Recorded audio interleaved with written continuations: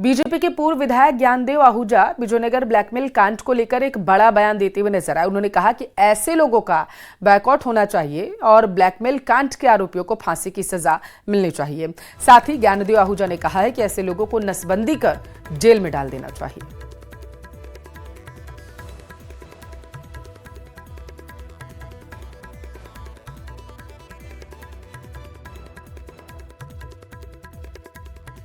आप इनको सीधा सीधा मूलों में जाके 10-20-50 लोग क्रांतिकारी कहें, चाहे बजरंग दल वाले जाए, विष्णु कछोड़ा जाए, बीजेपी तो राजनीतिक पार्टी है, और उनको कहें अगर तुम गुंडागर्दी करोगे ना, अब तुम्हारी हम एक नहीं 5 लड़कियाँ 10 लड़कियों हम उठा कर जाएंगे, लेकिन हम दुष्कर्म नहीं करेंगे। हम बाकायदा 16 श्रृंगार करवा के 7 फेरे लेकर के, और तुम तो मुसलमान लड़की को, औरत को मस्जिद में जान देते, उनको मंदिर ले जाएंगे। हम बाकायदा उनको सम्मान देंगे। अगर सब कुछ ठीक रहा तो अगले 3 महीने में कोटा के खेड़ा रसूलपुर का नाम खेड़ा रामपुर हो जाएगा। दरअसल लोकसभा स्पीकर ओम बिरला ने खुद इसका ऐलान किया। कैथून पर होली फूलडोल कार्यक्रम में मुख्य रूप से वो पहुंचे हुए थे। ओम बिरला मुख्य अतिथि के तौर पर शामिल हुए, जहां मंच से उन्होंने खेड़ा रसूलपुर के नाम के बदलने की बात कही थी।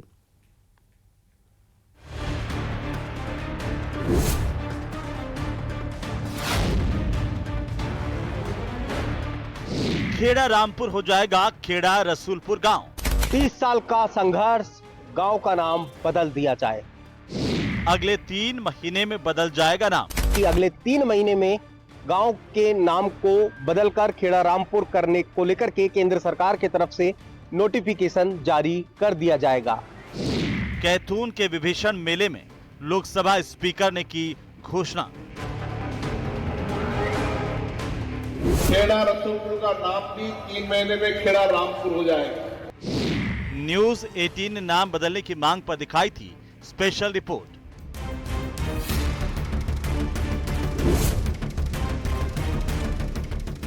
लंबे वक्त से खेड़ा रसूलपुर गांव के लोग इसका नाम खेड़ा रामपुर करने की मांग कर रहे थे, जिसके लिए राज्य सरकार ने नो ऑब्जेक्शन प्रस्ताव केंद्रीय गृह मंत्रालय को भेजा था।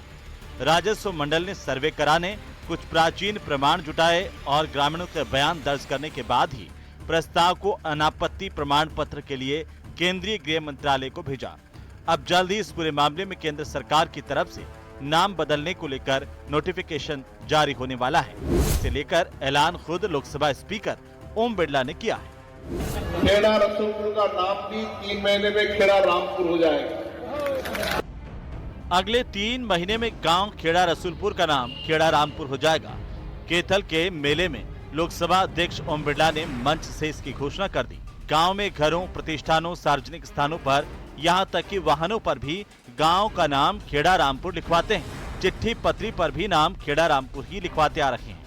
आपको बता दें कि गांव के नाम को बदलने की ग्रामीणों की मांग को लेकर न्यूज 18 राजस्थान ने सबसे पहले स्पेशल रिपोर्ट दिखाई थी। बिल्कुल थोड़ा बहुत ही समय बचा है जब केंद्र से नोटिफिकेशन जारी होने वाला है। इसको लेकर मां चंद्रलोही नदी का पानी भी स्वाभिमान के साथ हंसता हुआ दिखाई दे रहा है। ये बहुत ही वर्षों की समस्त ग्रामवासियों की जो तपस्या थी, अब ये संपूर्ण होने जा रही है। और इसको शीघ्र, जो जिस प्रकार से ओम जी भाई साहब ने अभी भी घोषणा की है कि 3 महीने के अंदर नोटिफिकेशन जारी हो जाएगी, उसी दिन से हमारे लिए एक नई दीपावली होगी। लोकसभा स्पीकर के इस ऐलान के बाद गांव के लोग बेहद उत्साहित हैं और इंतजार कर रहे हैं कि खेड़ा रसूलपुर खेड़ा रामपुर हो जाएगा। अब वो दिन दूर नहीं जब गांव के लोगों का लंबा संघर्ष जीत में तब्दील होगा और गांव के लोगों का संघर्ष खत्म होगा। खेड़ा रसूलपुर का नाम खेड़ा रामपुर होगा। हिमांशु मित्तल, न्यूज 18 कोटा। मेवाड़ के कृष्णधाम श्री सावलिया जी में तीसरे राउंड में 4,72,75,000 रुपए की काउंटिंग हुई। अब तक 3 राउंड में कुल 17,24,96,000 रुपयों की गिनती हो चुकी है। वहीं भेंट कक्ष में आए मनी ऑर्डर, ऑनलाइन रुपयों की गिनती के साथ साथ सोने चांदी का तोल अभी बाकी है। मंडफिया स्थित श्री सावलिया जी मंदिर में 13 मार्च को पूर्णिमा के दिन भंडारा खोला गया। पहले दिन 7,55,00,000 रुपयों की गिनती हुई। अगले दिन 14 मार्च धुलंडी और उसके बाद शनिवार रविवार का दिन होने के कारण सोमवार को दूसरे राउंड की काउंटिंग हुई। दूसरे राउंड की काउंटिंग में 4,97,20,000 रुपए की गिनती हुई। अब तक सावरा सेठ के भंडार से निकली 17,24,95,000 रुपए की गिनती पूरी हो चुकी है। तो राज्य में पश्चिमी विक्षोभ के कारण कई हिस्सों के तापमान में 2 से 4 डिग्री की गिरावट दर्ज की गई और इसी बीच मौसम विभाग का कहना है कि आज हिमालयी क्षेत्र में एक नया पश्चिमी विक्षोभ फिर से सक्रिय होगा और अगले 2 दिनों तक बारिश जारी रहने की संभावना है। अगले 2 दिन के दौरान तकरीबन 16 जिलों में बारिश के असर नजर आ रहे हैं। अगले 2 दिन फिर से झमाझम बरसात हो सकती है। राज्य के 16 जिलों में मौसम विभाग की ओर से इसके लिए अलर्ट जारी किया गया है, जिसके मुताबिक हिमालय क्षेत्र के अंदर जो पश्चिमी विक्षोभ विकसित हुआ है उसकी वजह से पूर्वी और पश्चिमी राजस्थान में इसका असर देखने को मिलेगा। बुधवार को ज़्यादातर पश्चिमी राजस्थान में इसका असर बीकानेर संभाग के आसपास देखने को मिलेगा, जबकि गुरुवार को असर जो है वो पूर्वी राजस्थान की तरफ देखने को मिल सकता है। अमूमन होली के बाद में अगर देखा जाए तो मौसम में आई तब्दीली के बाद में तापमान में काफ़ी इजाफा दर्ज किया जाता है, लेकिन अभी भी प्रदेश के अंदर पश्चिमी विक्षोभ की वजह से ठंडक बनी हुई है। सामान्य से जो तापमान है 2 से 3 डिग्री कम दर्ज किया जा रहा है। आने वाले 3-4 दिन तापमान यही बने रहने का आसार जताए जा रहे हैं। कैमरा पर्सन दिलीप चेची के साथ में अरबाज अहमद, न्यूज़ 18 के लिए जयपुर से। जालौर के साचौर से खबर, पूर्व मंत्री सुखराम बिश्नोई का आमरण अनशन तीसरे दिन भी जारी है। किसानों से जुड़ी मांगों को लेकर सुखराम बिश्नोई धरना दे रहे हैं। फसल बीमा से जुड़ी विसंगतियों को दूर करने की मांग की जा रही है और इसके अलावा कृषि बिजली बिलों में किसानों को राहत देने की भी मांग है। आज उपखंड मुख्यालय पर किसान 11 बजे ज्ञापन देते हुए नजर आएंगे।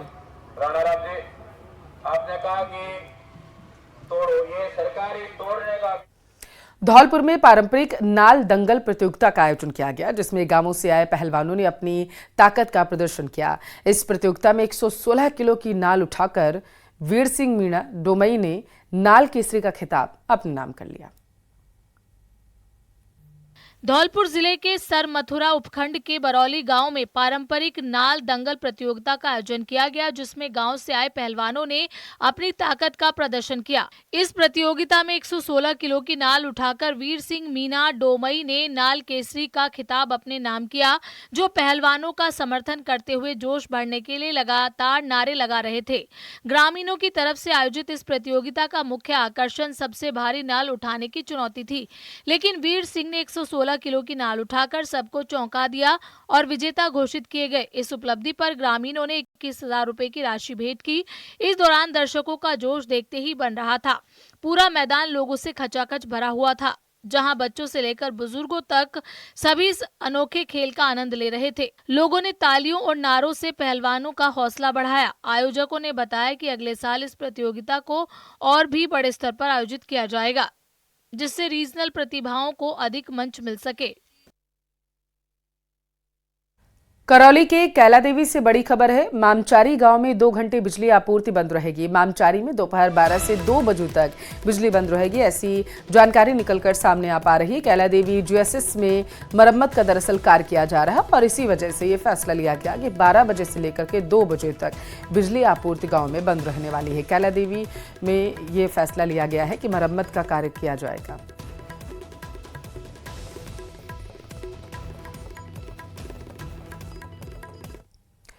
तो इन दिनों कांग्रेस में खलबली मची है। राष्ट्रीय नेताओं से लेकर प्रदेश के नेता पार्टी को मजबूत करने की बात करते हुए नजर आ रहे हैं।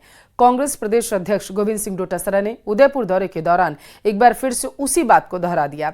गोविंद सिंह डोटासरा का कहना है कि अगले 3 महीने में कांग्रेस को नया संगठन खड़ा करना होगा और ऐसे लोगों की पहचान करनी होगी जो बीजेपी को समर्थन कर रहे हैं।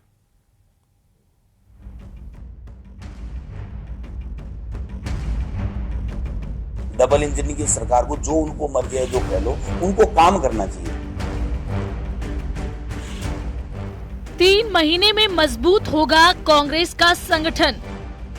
रिजल्ट नहीं दे पा रही है जो हमको देना चाहिए, तो इसके लिए हमने पहले तो हम जो हमारा संगठन है उस संगठन को गतिशील बनाएंगे। पार्टी को कमजोर करने वाले किए जाएंगे बाहर। पुरानी कमियों से ली जाएगी सीख, नई सोच के साथ होगा काम। कांग्रेस पार्टी इन दिनों अलग ही रंग और राग में नजर आ रही है। पार्टी के अमूमन सभी नेता एक जैसी भाषा बोलते नजर आ रहे हैं। वो है पार्टी को मजबूत करना और पार्टी को कमजोर करने वाले नेताओं को बाहर का रास्ता दिखाना। अब गोविंद सिंह डोटासरा ने एक बार फिर ऐसे ही एक बयान को दोहराया है।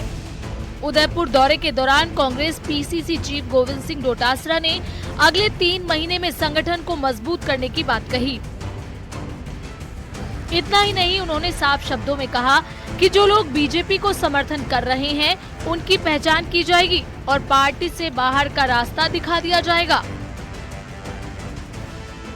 तो 2 ब्लॉकों के ऊपर हमने 50 साल से कम उम्र के जो नौजवान कांग्रेस के कार्यकर्ता हैं उनको हमने एक मौका दिया है, एक काम दिया है कि वो हर महीने में ब्लॉक की बैठक में जाएंगे और ब्लॉक में उपस्थित जितने भी पदाधिकारी होंगे उन पदाधिकारियों को जो स्थायी आमंत्रित के साथ में जो सूची है उसके सबके साथ में बैठक करेंगे, जनता के मुद्दों की बात करेंगे और उनकी उपस्थिति उसी दिन प्रदेश कांग्रेस कमेटी में मेल या व्हाट्सएप से हमको सूचना देंगे। ये पहला मौका नहीं है जब कांग्रेस पार्टी से इस तरह के बयान सामने आए हों। 2 दिन पहले पीसीसी चीफ गोविंद सिंह डोटासरा की अध्यक्षता में आयोजित प्रदेश कांग्रेस कमेटी की बैठक में भी इस तरह के बयान सामने आए थे, जहां गोविंद सिंह डोटासरा ने संगठन को मजबूत करने की बात दोहराई। वहीं टीकाराम जूली ऐसे नेताओं को बाहर करने की बात करते दिखे जो साइलेंट बैठे हैं। इतना ही नहीं, कुछ दिन पहले कांग्रेस के राष्ट्रीय सचिव और राजस्थान सह प्रभारी चिरंजीव राव भी पार्टी में मौजूद स्लीपर सेल्स को हटाने की बात कर चुके हैं। जबकि कुछ दिन पहले गुजरात में खुद राहुल गांधी भी पार्टी को कमजोर करने वाले लोगों को हटाने की बात कर चुके हैं। अब कांग्रेस को भरोसा हो गया है कि अगर वो पार्टी की नए सिरे से सर्जरी करेगी तो बीजेपी को मात देने में कामयाब हो जाएगी। तो ये हम पे एफआईआर करने के लिए पैदा हुए हैं क्या? सरकार तभी इसीलिए बनी है क्या? इनके खिलाफ, अपने मंत्री के खिलाफ। और मंत्री डीजी के घर जाके गेट पे खड़ा होकर टक टक टक, ये तो गोविंद डोटासरा ही नहीं करता, पहले ही कहता गेट खुला रखना, मैं आ रहा हूँ। तो मतलब जो स्थिति बनी हुई है, ये तो ड्रामा पार्टी है भाई, ड्रामा कर रहे हैं, एक दूसरे को आंखों में धूल झोंक रहे हैं। जनता इनको सब देख रही है, समय आने पे इनको सबक सिखाएगी। कांग्रेस को मजबूत करने और बीजेपी पर हमला करने वाले कांग्रेस प्रदेश अध्यक्ष गोविंद सिंह डोटासरा को बीजेपी ने करारा जवाब दिया। जिस तरह से इस 1.25 साल में जितना काम हुआ है और वो काम 200 की 200 विधानसभा में बिना भेदभाव के हमारे यशस्वी मुख्यमंत्री जी ने दिया है और एक विजन के साथ, एक विजन लेके काम करने वाली पार्टी है। डबल इंजन की सरकार है जिसका एक विजन है और विजन इस राष्ट्र नीति का निर्माण एक राष्ट्र नीति के राष्ट्र हित के लिए करती है, ऐसी पार्टी है। अब उनके पास कोई मुद्दे नहीं है, निश्चित रूप से वो इस तरह की भाषा का प्रयोग करते हैं। मैं कहता हूं कि राज्य के विकास के लिए और इस राज्य को आगे बढ़ाने के लिए, विकसित राजस्थान के लिए कोई सलाह हो और कोई उनका कोई सुझाव है, निश्चित रूप से उसको भी हम साथ में लेकर काम करते हैं। लेकिन इस तरह की बातें ये भारतीय जनता पार्टी नहीं करती। गोविंद सिंह डोटासरा ने उदयपुर में आयोजित अपनी प्रेस कॉन्फ्रेंस में कई सवालों के जवाब दिए, लेकिन जिस तरीके से कांग्रेस के दिग्गज संगठन मजबूती की बात कर रही हैं, उससे अब हर किसी की निगाह कांग्रेस पर टिकी है और हो सकता है कि आने वाले दिनों में कांग्रेस में बड़ा उलटफेर देखने को मिले। Bureau report, news 18 Rajasthan. Churu के रतनगढ़ में एक सनसनीखेज मामला हुआ। यहां 23 साल की युवती आरोपी के चंगुल में फंस गई और अब रतनगढ़ पुलिस थाने में उसने शिकायत दर्ज कराई। युवती की पुलिस को दी गई रिपोर्ट में बताया गया कि वो रतनगढ़ क्षेत्र की रहने वाली है। उसके सोशल मीडिया अकाउंट पर रोहन शर्मा नाम से एक रिक्वेस्ट आई थी, उससे बात होने लगी। 29 नवंबर को रोहन रात के समय उसके घर आ गया, उसकी फोटो वीडियो बनाई और इसके बाद लगातार रोहन मिलने का दबाव बनाता रहा।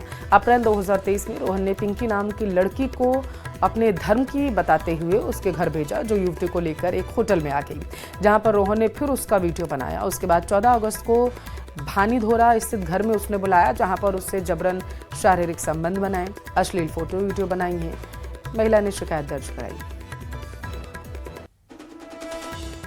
रतनगढ़ की एक युवती ने कल एक मामला दर्ज करवाया कि उसकी करीब 2 साल पहले किसी एक लड़के से इंस्टाग्राम के माध्यम से दोस्ती हुई थी।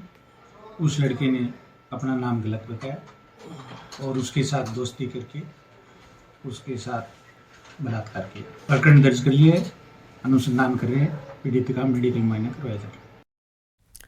कोटा से खबर है, स्टेनोग्राफर भर्ती परीक्षा आज 3 पारियों में आयोजित होगी। बताया जा रहा है कि 7,000 परीक्षार्थी स्टेनोग्राफर का एग्जाम देते हुए नजर आएंगे। पहली पारी में 1,685, दूसरी पारी में 1,685 अभ्यर्थी, तीसरी पारी में 1,677 परीक्षार्थियों का नामांकन है। आज 2 दिन तक आयोजित स्टेनोग्राफर भर्ती परीक्षा जो है उसकी शुरुआत होने जा रही है। तो कोटा से इस वक्त की बड़ी खबर, स्टेनोग्राफर के लिए परीक्षा दरअसल आयोजित की गई है और इसमें बताया जा रहा है कि कड़ी सुरक्षा के इंतजाम किए गए हैं।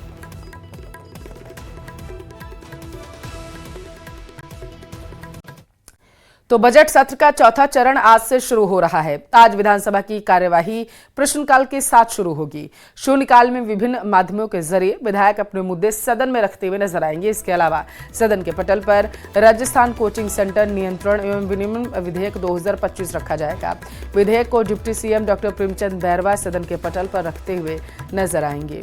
तो कोचिंग सेंटर नियंत्रण एवं विनियमन विधेयक 2025 सदन के पटल पर रखा जाएगा। आज से सदन की कार्यवाही की शुरुआत होगी। चौथे चरण की शुरुआत होने जा रही है। श्रीगंगानगर में पाकिस्तानी महिला अमारा से सुरक्षा एजेंसियां लगातार पूछताछ कर रही हैं। पूछताछ में बलूचिस्तान से आई भारत आई महिला ने घरेलू हिंसा की बात दोहराई है। जान बचाने के लिए भारत में उसने शरण मांगी है। क्या है पूरा मामला, आप रिपोर्ट में समझिए।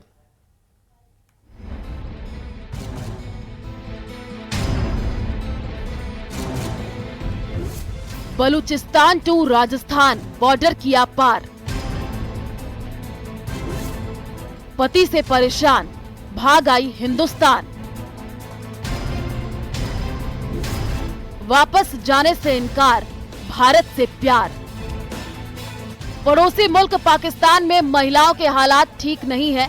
2 साल पहले पाकिस्तान से घरेलू हिंसा से परेशान होकर 4 बच्चों की मां सीमा हैदर भागकर भारत आ गई थी। वहीं लाहौर की रहने वाली महविश ने भी राजस्थान के चूरू के रहने वाले रहमान के प्यार में पाकिस्तान छोड़ दिया था और 2 साल से अपने प्रेमी सचिन के पास भारत में ही रह रही है। और अब एक और पाकिस्तानी महिला बॉर्डर पार कर भारत आ गई है। राजस्थान के सरहदी जिले श्री गंगानगर में बीएसएफ की 23वीं वाहिनी के सजग और सतर्क जवानों के द्वारा सीमा पार पाकिस्तान से अवैध रूप से अंतर्राष्ट्रीय बॉर्डर क्रॉस कर भारतीय सीमा में घुसने वाली पाकिस्तानी महिला हमारा उर्फ अमारा को हिरासत में लिया गया है। सीमा पार पाकिस्तान से आई पाकिस्तानी महिला की पहचान लगभग 30 से 35 वर्ष की हमारा उर्फ अमारा के रूप में हुई है, जो पाकिस्तान के बलूचिस्तान प्रांत की रहने वाली है। मामला श्रीगंगानगर जिले के अनूपगढ़ का है, जहां सोमवार को पाकिस्तान बॉर्डर पर तारबंदी को पार कर पाकिस्तानी महिला हमरा भारत में घुस आई, जिसे बीएसएफ के जवानों ने पकड़ लिया। इसके बाद उसने आपबीती सुनाई। हमारा पाकिस्तान के बलूचिस्तान की रहने वाली है और 35 साल की है। उसने अपने पति और ससुर पर घरेलू हिंसा के आरोप लगाए हैं। साथ ही बताया कि पति की प्रताड़ना से बचने के लिए ही उसने भारत आने का फैसला किया है और अब वो वापस पाकिस्तान नहीं जाना चाहती है, क्योंकि उसके मुताबिक पाकिस्तान में उसकी जान को खतरा है।